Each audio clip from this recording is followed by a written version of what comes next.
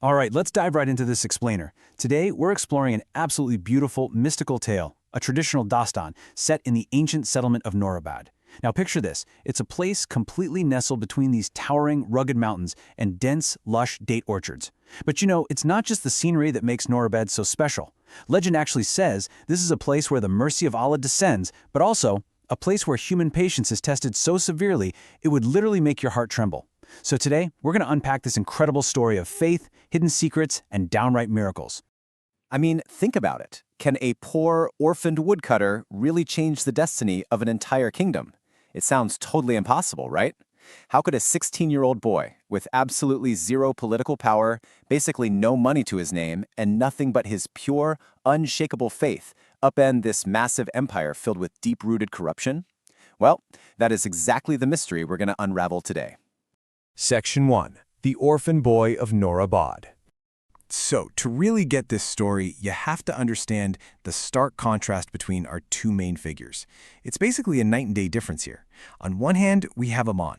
He's a 16-year-old orphan, and he lives in this tiny mud and stone hut right at the very end of Noorabad's absolute last street. He just gathers dry wood, sells it for a few coins, and honestly, sometimes he goes to sleep with literally just dry bread to eat. But he is incredibly honest, patiently enduring his struggles, and relies entirely on his faith. On the flip side, we have Wazir Qasim. Qasim is overwhelmingly powerful. He lives in a massive fort, but his heart, it's completely consumed by greed and arrogance. You see, while the kind princess of the fort, Princess Zainab, genuinely wants to spend the treasury on helping the poor, Wazir Qasim wants total, absolute control over all that wealth and power, and he's actively weaving this massive conspiracy to make sure he gets it. But what really makes Aman tick? Well, his late mother used to tell him, if a human loses the world but not their trust in Allah, they are never truly poor. And this wasn't just some nice inspirational quote for Aman. This was his absolute core foundation. It anchored him entirely. So despite having no family, no land, and no wealth, this unwavering faith meant he never once begged and he never complained. Section 2. The Magical Ring and Conspiracy. Okay, so one day, while he's out gathering wood, Aman notices this freshly dug earth near an old, broken well deep in the forest. Out of nowhere, the air suddenly turns freezing cold. He hears this faint voice pleading for help, but when he rushes over to the well, he doesn't find a person. Instead, he finds this ancient ring covered in strange engravings and a glowing symbol he has never seen before in his life. And right as he picks it up, literally at that exact moment, the terrifying sound of galloping horses starts echoing through the trees. It's Wazir Qasim's soldiers. They're led by this ruthless commander, and they are frantically searching for something. Aman has to make a split-second, life-or-death decision. He shoves the ring deep inside the seams of his clothes and just plays the part of a clueless, innocent woodcutter to survive the interrogation. Things start moving incredibly fast now. That evening, Aman gets home, hides the ring, and prays for some kind of guidance. And get this, as the moonlight hits the ring, it literally starts to glow. Then later that night, there's a knock. An exhausted old traveler with a long white beard is at the door asking for shelter. Aman, being who he is, shares his meager dry bread with him. But when the traveler happens to see the ring, he is absolutely stunned. He reveals it's actually a lost royal artifact that belonged to the old king, and it's exactly what Wazir Qasim is hunting for.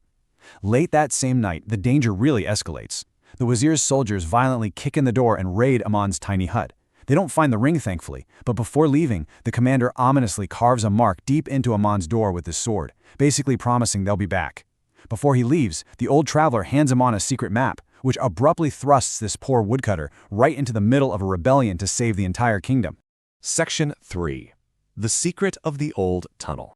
So following the directions on this mysterious map, Aman sets out on a pretty wild ride. First up, right at dawn, he heads to a secret rendezvous in an old date orchard. There, he meets a masked man named Haris, who turns out to be Princess Zainab's most fiercely loyal servant. But guess what? Wazir Qasim's spies had totally tipped him off. Soldiers ambushed the orchard from all sides. Which leads to step 2. Haris leads Aman on this desperate, thorny escape through a hidden path until they reach a massive, solid rock face. And step 3, this is where the ring's true purpose comes into play. Deep inside a hidden cave, Aman places that magical ring onto an ancient stone pedestal that has the exact same symbol. Suddenly, the walls start to tremble, dust is falling everywhere, and a heavy secret door grinds open.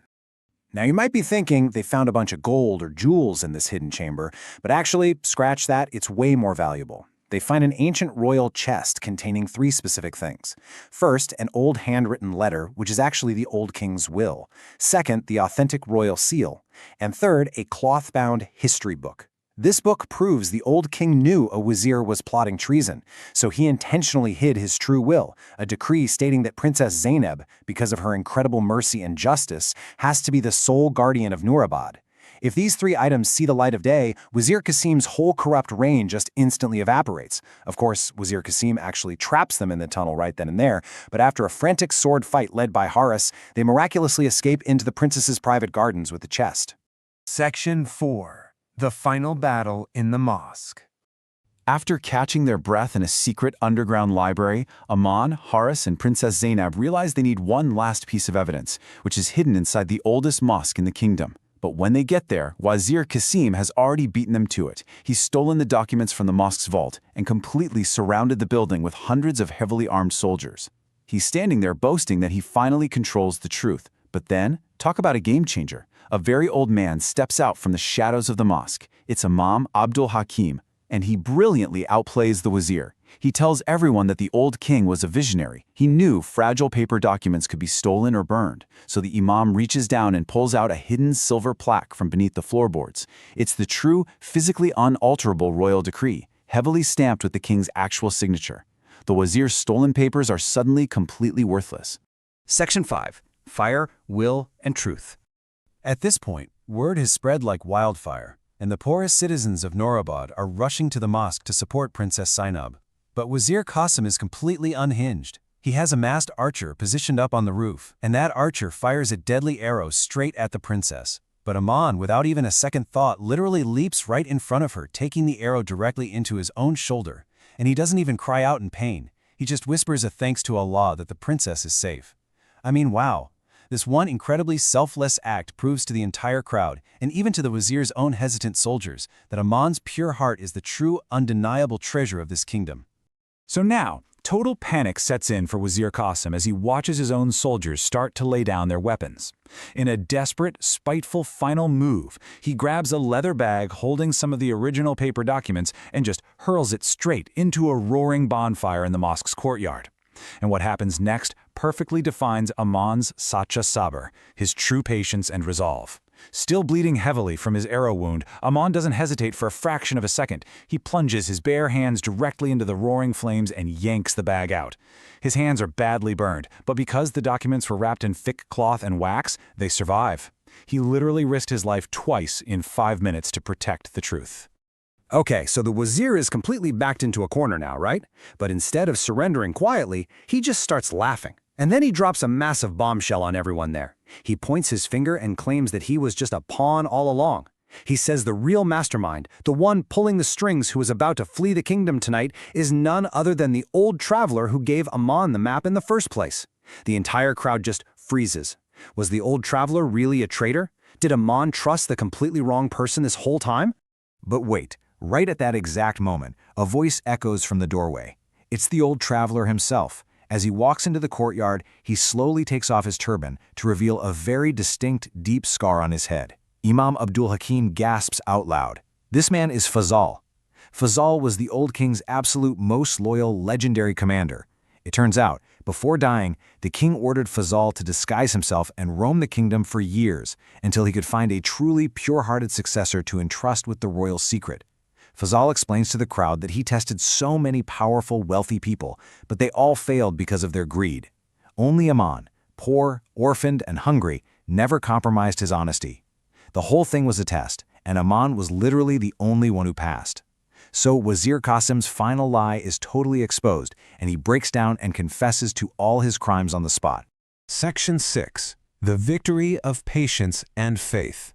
So, with the wazir finally arrested and out of the picture, Princess Zainab officially takes her rightful place as the guardian of justice in Noorabad, and she immediately ushers in a brand new era. She decrees that absolutely no orphan, poor person, or traveler will ever sleep hungry in her kingdom again.